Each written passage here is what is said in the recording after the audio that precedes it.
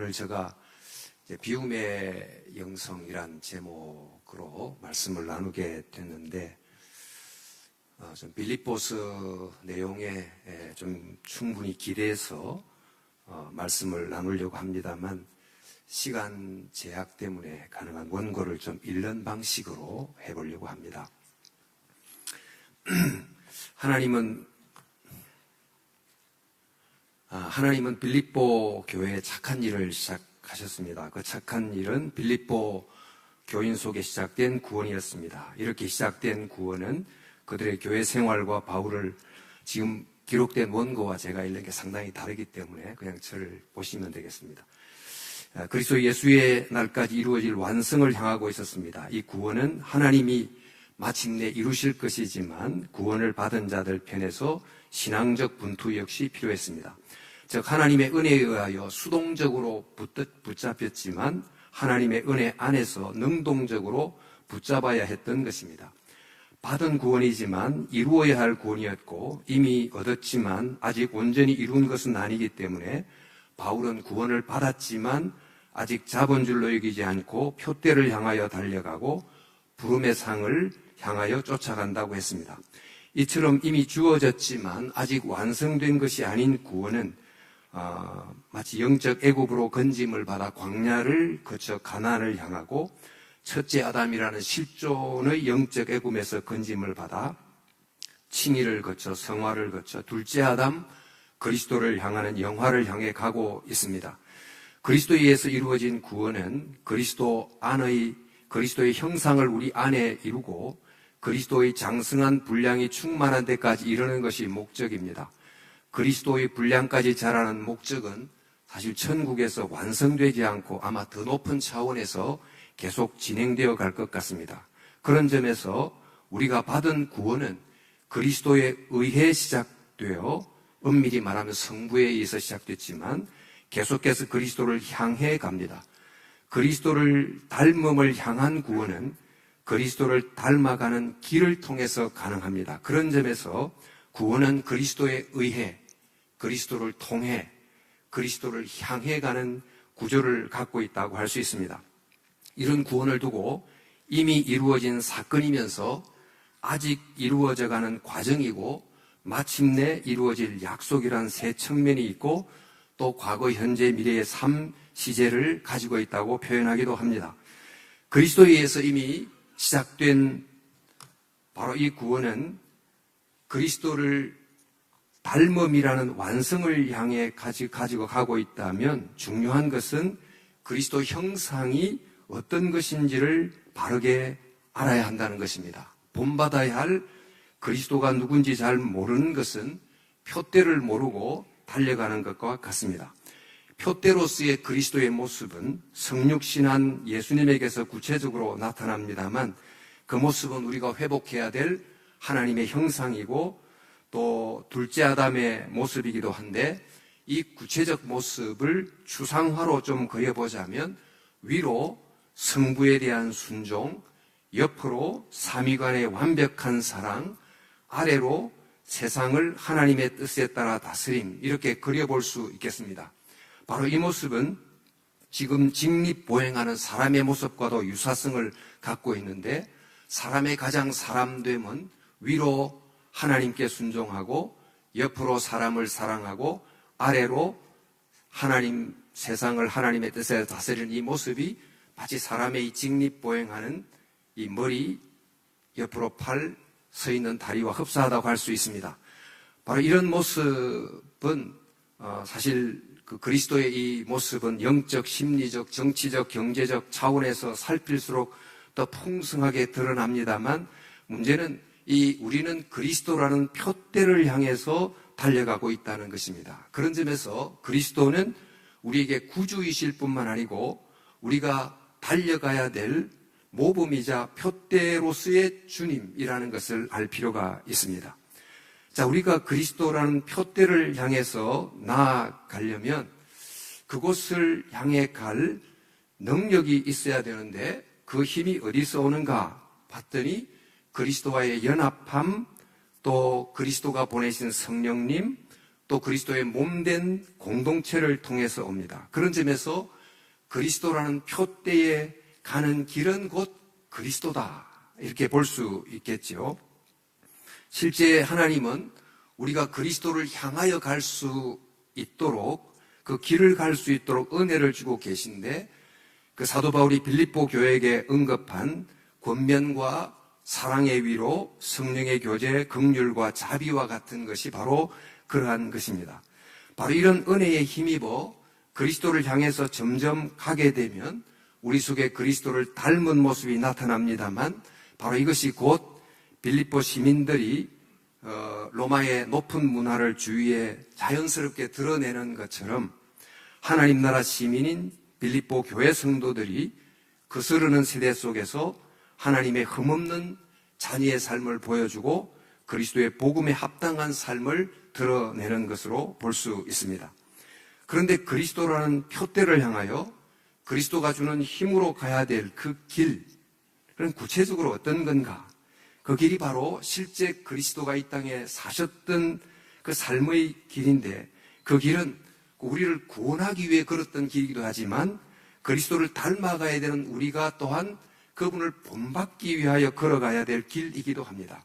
바로 그 길은 이른바 빌립보서 2장의 그 찬미가 속에 담겨있던 비움과 낮춤의 길입니다. 그 비우심은 태어나신 순간부터 전지전능 무소부재함의 신적 권능을 비우시고 인간과 동일한 모습으로 살아가신 속에, 또 죽음을 이기는 전능함까지도 비우시고 십자가에 달리신 속에 결정적으로 나타나 있습니다. 이렇게 자기를 비우심으로 그 비운 공간에 하나님의 뜻에 대한 순종을 채우고 인류에 대한 사랑을 채우심으로 그 결과 온 세상은 하나님의 구원으로 충만해지고 또 죄인들은 의인의 위치로 높아지게 되고 온 세상은 그리스도를 주로 고백하게 되고 마침내 성자는 가장 성자다움의 영광이 빛나게 되는 결과를 만들게 됐습니다. 따라서 우리도 역시 그리스도라는 표대를 향하여 달려가야 되는 길은 곧 비움과 영성의 길인데, 바로 이 길을 가야만 그리스도를 닮음이라고 하는 목적에 다가갈 수 있다고 하는 것입니다. 그러면서 사도 바울은 이 그리스도의 비움의 길을 걸어감으로 그리스도를 닮아갔던 사람을 소개하는데, 그 사람이 디모데, 에바브로디도 그리고 바울입니다. 디모데는 알다시피 2장 21절에 자기 일을 구하고 그리스도 예수의 일을 구하지 아니하는 이들과는 달리 자기 일을 생각하는 이기적 태도를 비우고 그리스도에 대한 헌신을 채우는 삶을 살아갔고, 또 에바브로디도는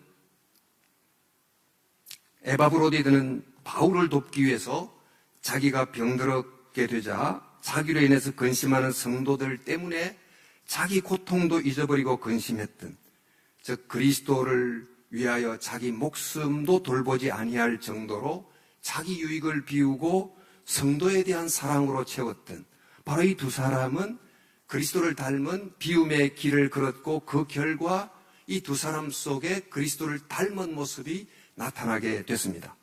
그리고 이제 바울은 자기를 소개합니다만, 그는 자기 속에 가득 찼던 경력, 신분 등등 여러 가지 자랑할 만한 것들을 해로운 것으로 여기면서 다 비웠고 그 자리에 예수님을 아는 지식으로 충만히 채우게 됐습니다. 그 결과 자기 속에 기쁨이 충만하게 됐고, 적대자로 인해 주어진 공격도 흔들릴 수 없는 평정을 갖게 됐고, 삶과 죽음을 초월하는 영적 자유의 경지에 이르게 됐고, 어떤 상황에도 자족할 수 있는 내적 힘을 얻게 됐다고 간증했습니다. 즉 그도 비움의 영성의 길을 가자 그리스도를 닮은 형상이 자기 속에 이렇게 이루어졌다고 고백한 것입니다. 그러면서 바울은 갈등과 분쟁의 문제를 갖고 있었던 빌립보 교회 성도들에게 여러분들도 바로 비움의 영성의 길을 가라고 권고하면서 그들 속을 채우고 있었던 경쟁심, 허영심, 상대를 향한 비난의 태도를 다 비우고 또 자기 생각만으로 가득한 마음을 비우고 타인의 생각이 들어갈 공간을 만들라고 가르칩니다. 교만의 태도를 버리고 남을 나보다 더 낫게 여기는 겸손으로 채우고 자기 일만 살피는 이기적 태도를 비우고 다른 사람의 일도 돌보는 사랑으로 채우는 이런 길을 가야 비로소 받은 구원을 이루게 되는, 즉 그리스도의 형상을 본받는 표대를 향해 갈 수 있다고 강조하고 있습니다. 이처럼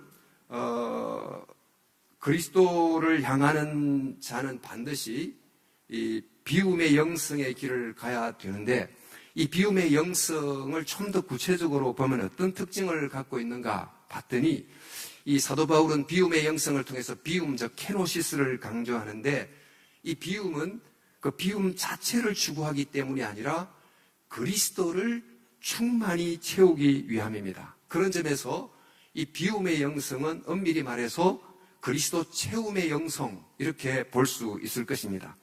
대부분 자기 속에 자아가 충만한데 자기를 더 높이고 또 자기를 더 높이기 위해서 타인을 지배하고 정복하는 이런 태도, 그리하여 자기 아래 종속된 거대한 하나를 이루는 이른바 일위일체, 삼위일체를 좀 바꾸어서 일위일체적 형태를 구원으로 여기는, 그리고 일방적 폭력적 질서를 평화로 안정으로 생각하는 그런 삶을 사는 이들도 있습니다. 또 타인의 일에 무관심한 채 오직 자기의 관심과 행복만을 채우는 현대인들, 자기 속에 타인이 들어갈 공간이 없는, 바로 그 결과 각각 분리된 개인들로 존재하면서 함께 살아갈 공동체가 들어갈 자리가 없는 이른바 삼위, 삼체, 각각 따로 존재하는 고독한 개인주의를 자유로 여기는 결과를 낳기도 합니다.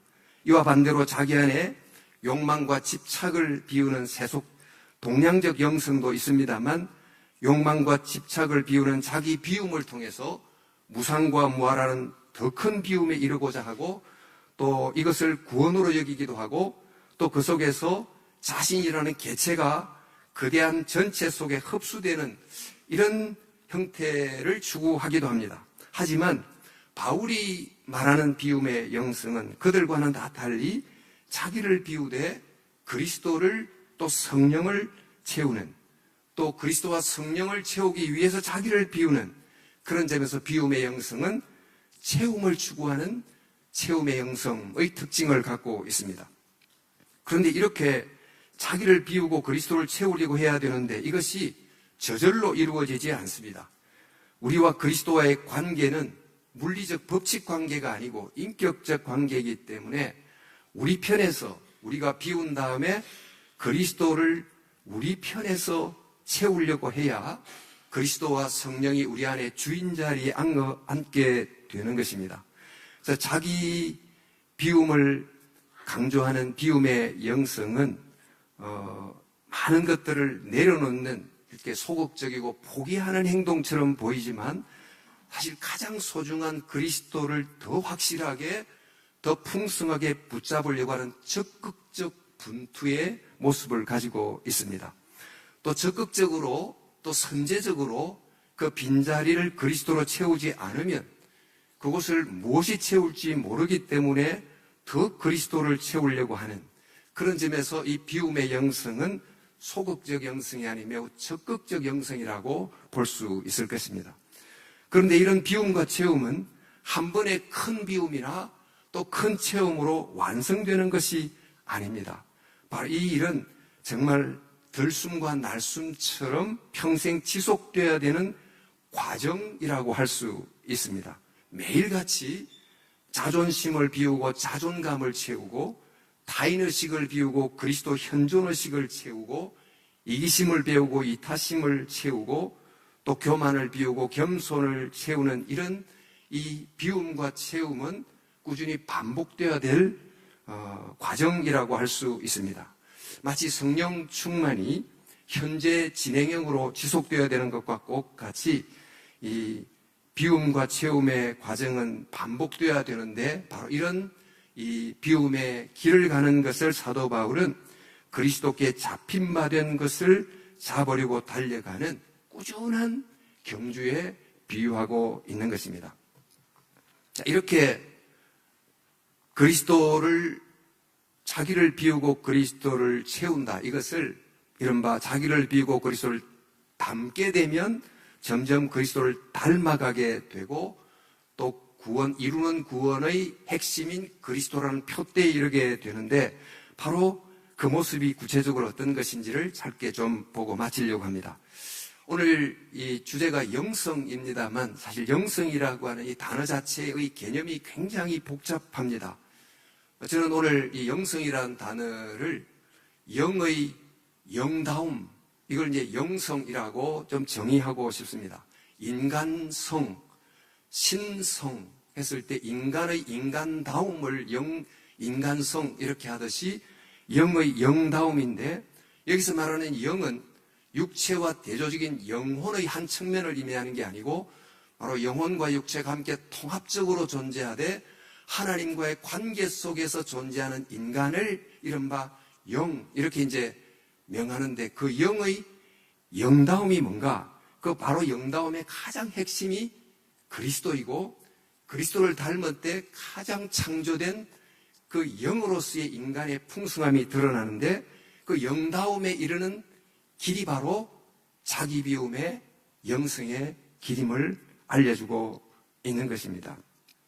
바로 이런 길을 걸어갈 때 나타난 그 영다움의 모습, 그 결과가 바로 첫 번째 기쁨입니다.